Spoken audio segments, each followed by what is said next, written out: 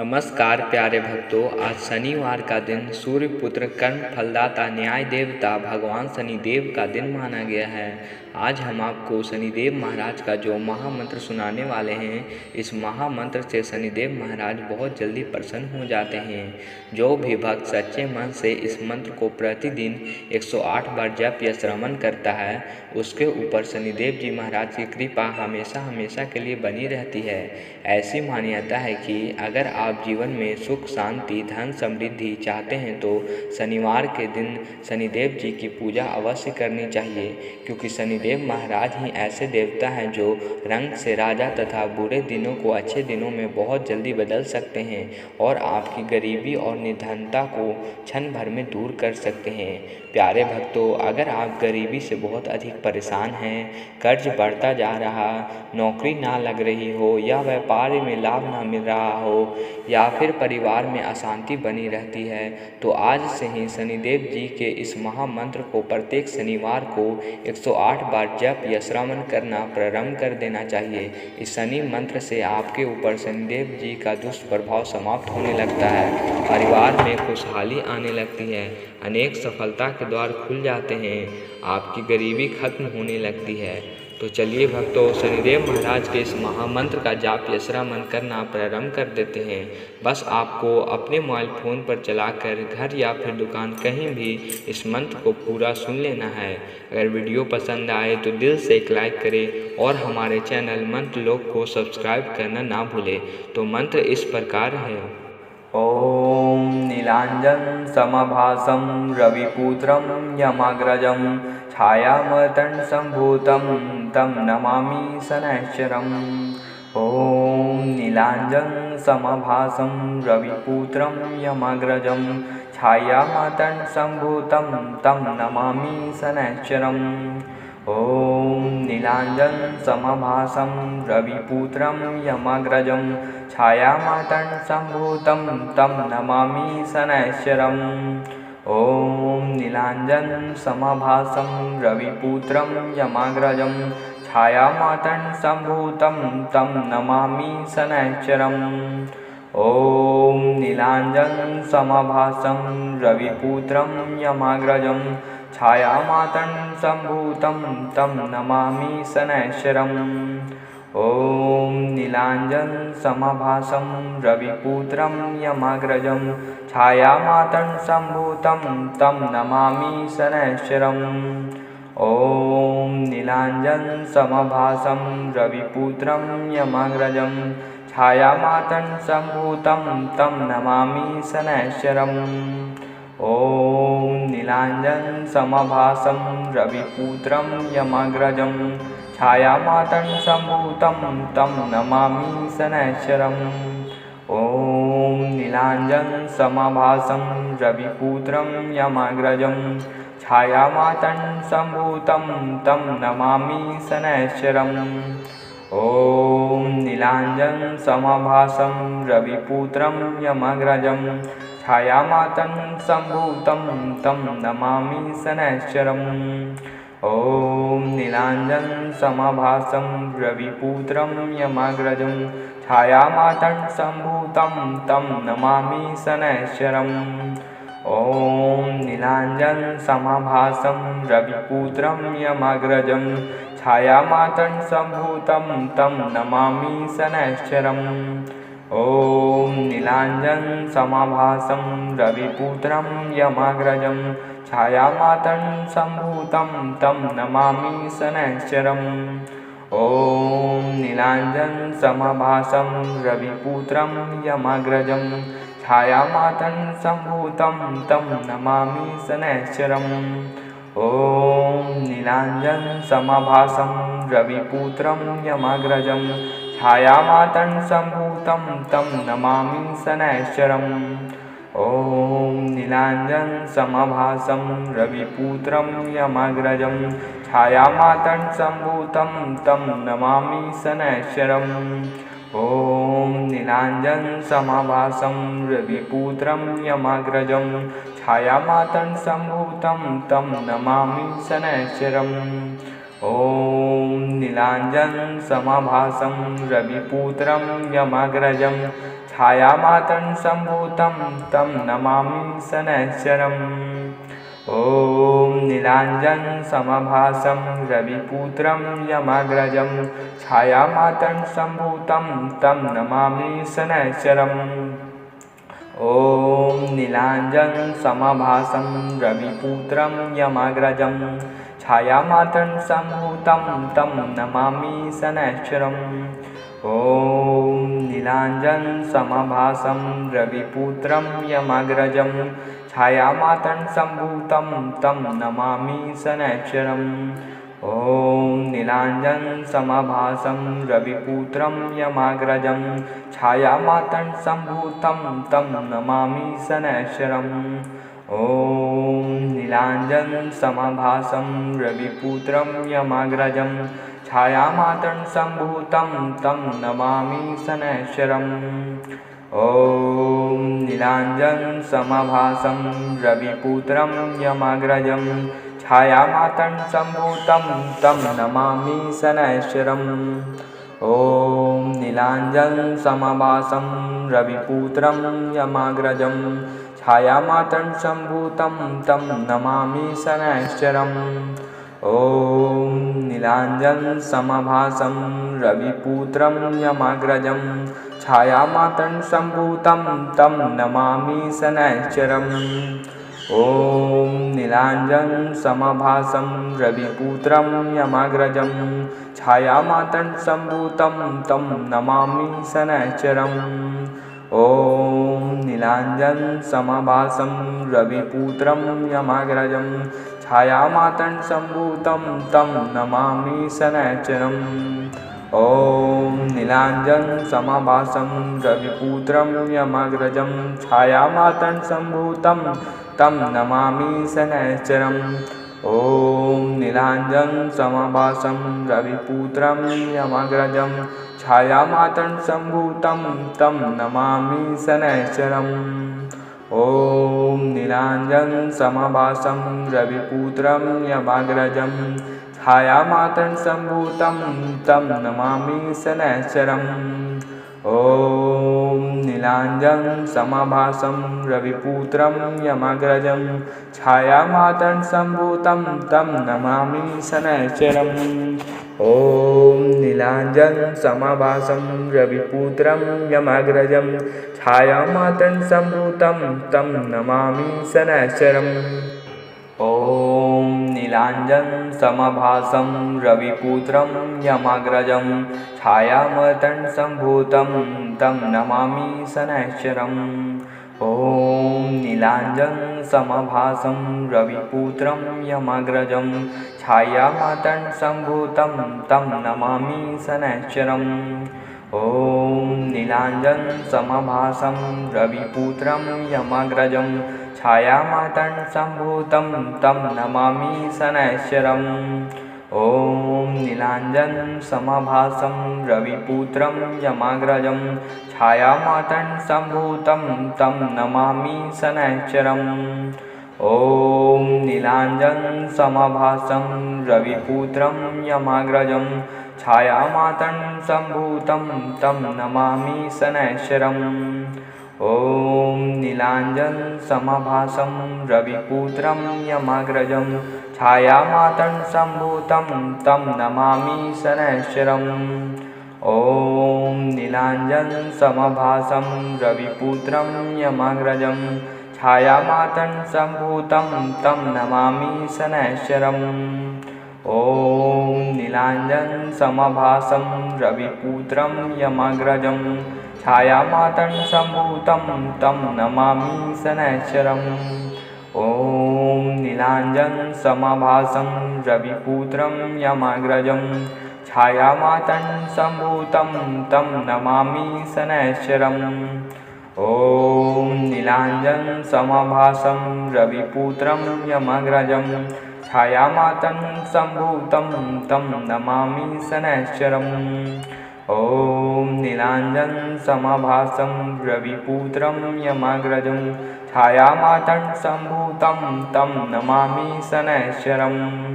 ॐ नीलाञ्जनसमाभासं रविपुत्रं यमग्रजं छायामातङ्गसम्भूतं तं नमामि शनैश्चरम् ॐ नीलाञ्जनसमाभासं रविपुत्रं यमग्रजं छायामातङ्गसम्भूतं तं नमामि शनैश्चरम् ॐ नीलाञ्जनसमाभासं रविपुत्रं यमग्रजं छायामातङ्गसम्भूतं तं नमामि शनैश्चरम् ॐ नीलाञ्जनसमाभासं रविपुत्रं यमग्रजं छायामातङ्गसम्भूतं तं नमामि शनैश्चरम् ॐ नीलाञ्जनसमाभासं रविपुत्रं यमग्रजं छायामातङ्गसम्भूतं तं नमामि शनैश्चरम् ॐ नीलाञ्जनसमाभासं रविपुत्रं यमग्रजं छायामातङ्गसम्भूतं तं नमामि शनैश्चरम् ॐ नीलाञ्जनसमाभासं रविपुत्रं यमग्रजं छायामातङ्गसम्भूतं तं नमामि शनैश्चरम् ॐ नीलाञ्जनसमाभासं रविपुत्रं यमग्रजं छायामातङ्गसम्भूतं तं नमामि शनैश्चरम् ॐ नीलाञ्जनसमाभासं रविपुत्रं यमग्रजं छायामातङ्गसम्भूतं तं नमामि शनैश्चरम् ॐ नीलाञ्जनसमाभासं रविपुत्रं यमग्रजं छायामातङ्गसम्भूतं तं नमामि शनैश्चरम् ॐ नीलाञ्जनसमाभासं रविपुत्रं यमग्रजं छायामातङ्गसम्भूतं तं नमामि शनैश्चरम् ॐ नीलाञ्जनसमाभासं रविपुत्रं यमग्रजं छायामातङ्गसम्भूतं तं नमामि शनैश्चरम् ॐ नीलाञ्जनसमाभासं रविपुत्रं यमग्रजं छायामातङ्गसम्भूतं तं नमामि शनैश्चरम् ॐ नीलाञ्जनसमाभासं रविपुत्रं यमग्रजं छायामातङ्गसम्भूतं तं नमामि शनैश्चरम् ॐ नीलाञ्जनसमाभासं रविपुत्रं यमग्रजं छायामातङ्गसम्भूतं तं नमामि शनैश्चरम् ॐ नीलाञ्जनसमाभासं रविपुत्रं यमग्रजं छायामातङ्गसम्भूतं तं नमामि शनैश्चरम् ॐ नीलाञ्जनसमाभासं रविपुत्रं यमग्रजं छायामातङ्गसम्भूतं तं नमामि शनैश्चरम् ॐ नीलाञ्जनसमाभासं रविपुत्रं यमग्रजं छायामातङ्गसम्भूतं तं नमामि शनैश्चरम् ॐ नीलाञ्जनसमाभासं रविपुत्रं यमग्रजं छायामातङ्गसम्भूतं तं नमामि शनैश्चरम् ॐ नीलाञ्जनसमाभासं रविपुत्रं यमग्रजं छायामातङ्गसम्भूतं तं नमामि शनैश्चरम् ॐ नीलाञ्जनसमाभासं रविपुत्रं यमग्रजं छायामातङ्गसम्भूतं तं नमामि शनैश्चरम् ॐ नीलाञ्जनसमाभासं रविपुत्रं यमग्रजं छायामातङ्गसम्भूतं तं नमामि शनैश्चरम् ॐ नीलाञ्जनसमाभासं रविपुत्रं यमग्रजं छायामातङ्गसम्भूतं तं नमामि शनैश्चरम् ॐ नीलाञ्जनसमाभासं रविपुत्रं यमग्रजं छायामातङ्गसम्भूतं तं नमामि शनैश्चरम् ॐ नीलाञ्जनसमाभासं रविपुत्रं यमग्रजं छायामातङ्गसम्भूतं तं नमामि शनैश्चरम् ॐ नीलाञ्जनसमाभासं रविपुत्रं यमग्रजं छायामातङ्गसम्भूतं तं नमामि शनैश्चरम् ॐ नीलाञ्जनसमाभासं रविपुत्रं यमग्रजं छायामातङ्गसम्भूतं तं नमामि शनैश्चरम् ॐ नीलाञ्जन समभासं रविपुत्रं यमाग्रजं छायामातङ्गसम्भूतं तं नमामि शनैश्चरम् ॐ नीलाञ्जन समभासं रविपुत्रं यमाग्रजं छायामातङ्गसम्भूतं तं नमामि शनैश्चरम् ॐ नीलाञ्जन समभासं रविपुत्रं यमाग्रजं छायामातङ्गसम्भूतं तं नमामि शनैश्चरम् ॐ नीलाञ्जन समभासं रविपुत्रं यमाग्रजं छायामातङ्गसम्भूतं तं नमामि शनैश्चरम् ॐ नीलाञ्जन समभासं रविपुत्रं यमाग्रजं छायामातङ्गसम्भूतं तं नमामि शनैश्चरम् ॐ नीलाञ्जन समभासं रविपुत्रं यमाग्रजं छायामातङ्गसम्भूतं तं नमामि शनैश्चरम् ॐ नीलाञ्जन समभासं रविपुत्रं यमाग्रजं छायामातङ्गसम्भूतं तं नमामि शनैश्चरम् ॐ नीलाञ्जन समभासं रविपुत्रं यमाग्रजं छायामातङ्गसम्भूतं तं नमामि शनैश्चरम् ॐ नीलाञ्जन समभासं रविपुत्रं यमाग्रजं छायामातङ्गसम्भूतं तं नमामि शनैश्चरम् ॐ नीलाञ्जन समभासं रविपुत्रं यमाग्रजं छायामातङ्गसम्भूतं तं नमामि शनैश्चरम् ॐ नीलाञ्जन समभासं रविपुत्रं यमाग्रजं छायामातङ्गसम्भूतं तं नमामि शनैश्चरम् ॐ नीलाञ्जन समभासं रविपुत्रं यमाग्रजं छायामातङ्गसम्भूतं तं नमामि शनैश्चरम् ॐ नीलाञ्जन समभासं रविपुत्रं यमाग्रजं छायामातङ्गसम्भूतं तं नमामि शनैश्चरम् ॐ नीलाञ्जन समभासं रविपुत्रं यमाग्रजं छायामातङ्गसम्भूतं तं नमामि शनैश्चरम् ॐ नीलाञ्जन समभासं रविपुत्रं यमाग्रजं छायामातङ्गसम्भूतं तं नमामि शनैश्चरम् ॐ नीलाञ्जन समभासं रविपुत्रं यमाग्रजं छायामातङ्गसम्भूतं तं नमामि शनैश्चरम् ॐ नीलाञ्जन समभासं रविपुत्रं यमाग्रजं छायामातङ्गसम्भूतं तं नमामि शनैश्चरम् ॐ नीलाञ्जन समभासं रविपुत्रं यमाग्रजं छायामातङ्गसम्भूतं तं नमामि शनैश्चरम् ॐ नीलाञ्जन समभासं रविपुत्रं यमाग्रजं छायामातङ्गसम्भूतं तं नमामि शनैश्चरम् ॐ नीलाञ्जन समभासं रविपुत्रं यमाग्रजं छायामातङ्गसम्भूतं तं नमामि शनैश्चरम् ॐ नीलाञ्जन समभासं रविपुत्रं यमाग्रजं छायामातङ्गसम्भूतं तं नमामि शनैश्चरम् ॐ नीलाञ्जन समभासं रविपुत्रं यमाग्रजं छायामातङ्गसम्भूतं तं नमामि शनैश्चरम् ॐ नीलाञ्जन समभासं रविपुत्रं यमाग्रजं छायामातङ्गसम्भूतं तं नमामि शनैश्चरम् ॐ नीलाञ्जन समभासं रविपुत्रं यमाग्रजं छायामातङ्गसम्भूतं तं नमामि शनैश्चरम् ॐ नीलाञ्जन समभासं रविपुत्रं यमाग्रजं छायामातङ्गसम्भूतं तं नमामि शनैश्चरम् ॐ नीलाञ्जन समभासं रविपुत्रं यमाग्रजं छायामातङ्गसम्भूतं तं नमामि शनैश्चरम् ॐ नीलाञ्जनं समभासं रविपुत्रं यमग्रजं छायामातङ्गसम्भूतं तं नमामि शनैश्चरम्।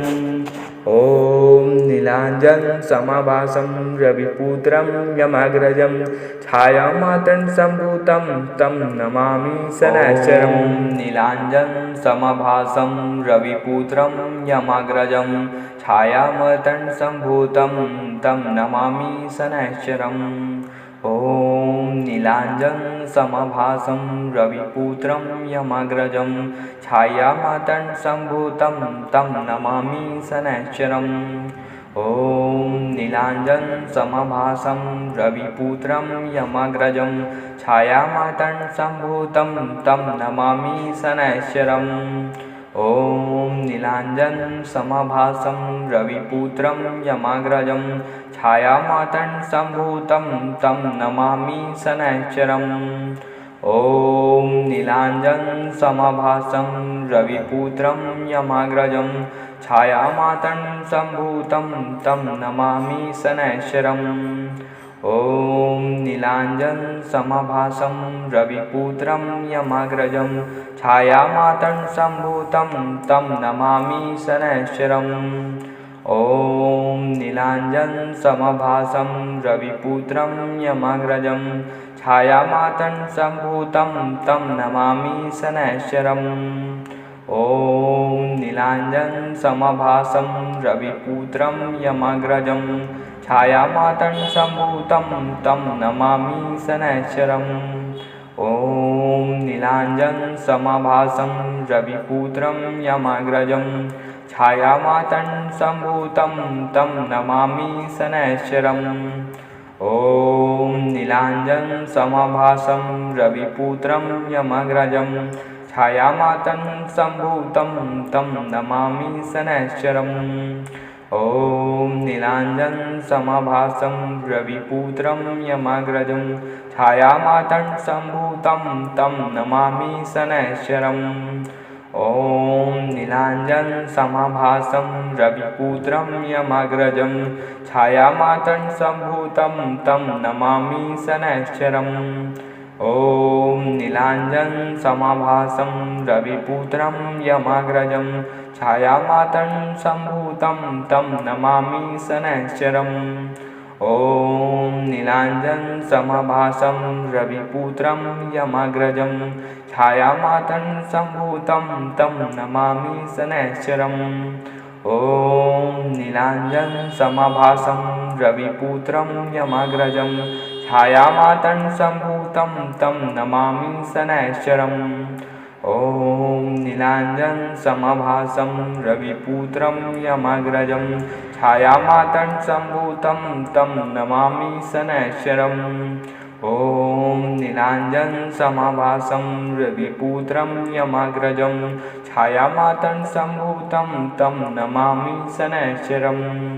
ॐ नीलाञ्जनं समभासं रविपुत्रं यमग्रजं छायामातङ्गसम्भूतं तं नमामि शनैश्चरम्।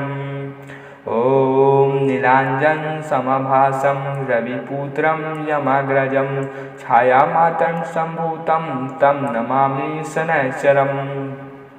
ॐ नीलाञ्जनं समभासं रविपुत्रं यमग्रजं छायामातङ्गसम्भूतं तं नमामि शनैश्चरम्।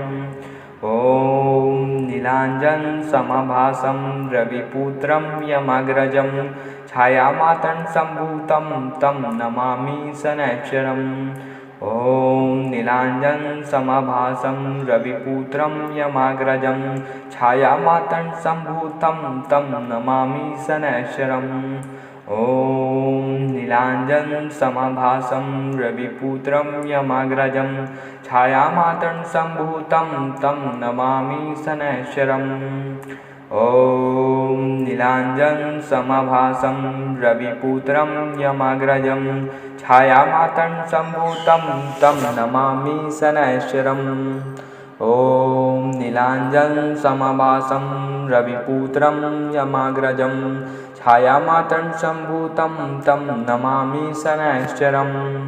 ॐ नीलाञ्जनसमाभासं रविपुत्रं यमाग्रजं छायामातङ्गसम्भूतं तं नमामि शनैश्चरम् ॐ नीलाञ्जनसमाभासं रविपुत्रं यमाग्रजं छायामातङ्गसम्भूतं तं नमामि शनैश्चरम् ॐ नीलाञ्जनसमाभासं रविपुत्रं यमाग्रजं छायामातङ्गसम्भूतं तं नमामि शनैश्चरम् ॐ नीलाञ्जनसमाभासं रविपुत्रं यमाग्रजं छायामातङ्गसम्भूतं तं नमामि शनैश्चरम् ॐ नीलाञ्जनसमाभासं रविपुत्रं यमाग्रजं छायामातङ्गसम्भूतं तं नमामि शनैश्चरम् ॐ नीलाञ्जनसमाभासं रविपुत्रं यमाग्रजं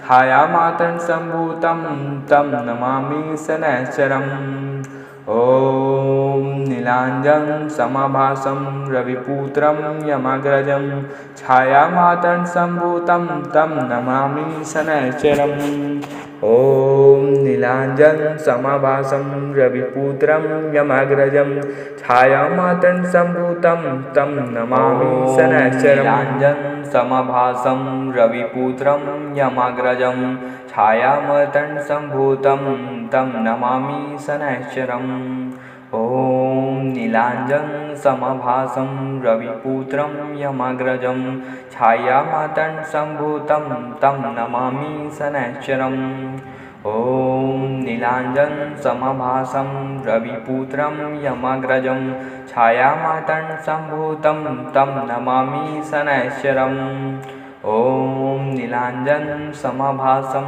रविपुत्रं यमाग्रजं छायामातङ्गसम्भूतं तं नमामि शनैश्चरम् ॐ नीलाञ्जनसमाभासं रविपुत्रं यमाग्रजं छायामातङ्गसम्भूतं तं नमामि शनैश्चरम् ॐ नीलाञ्जनसमाभासं रविपुत्रं यमाग्रजं छायामातङ्गसम्भूतं तं नमामि शनैश्चरम् ॐ नीलाञ्जनसमाभासं रविपुत्रं यमाग्रजं छायामातङ्गसम्भूतं तं नमामि शनैश्चरम् ॐ नीलाञ्जनसमाभासं रविपुत्रं यमाग्रजं छायामातङ्गसम्भूतं तं नमामि शनैश्चरम् ॐ नीलाञ्जनसमाभासं रविपुत्रं